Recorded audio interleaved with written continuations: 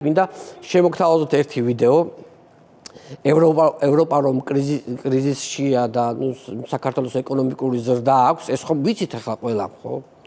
და ახლა მინდა შემოგთავაზოთ ვიდეო როგორ მიმდინარეობს საფეხბურთო ჩემპიონატი თასია საქართველოს თასი აღმავალი ეკონომიკის მქონე ქვეყანაში ძვირფასო მეგობრებო ეს ხონში ხდება ვნახოთ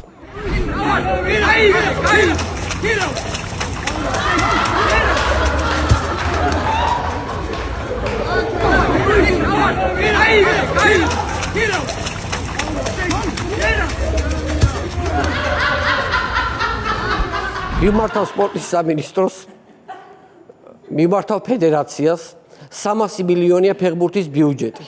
კაი სტადიონს არ აკეთებთ გასაგებია, მაგრამ ამ გვერდით მსაჯ ბოტები მაინც უყიდეთ, ამ ხელა გუბეშიო დააჭყაპუნებს.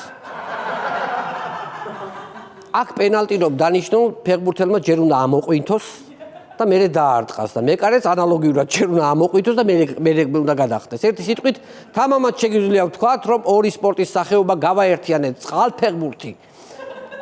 ფიგურული ცურაობის შემდეგ კიდევ ერთი ინოვაციური სპორტის სახეობას ჩაუყარეთ საფუძველი ძვირფასო მეგობრებო.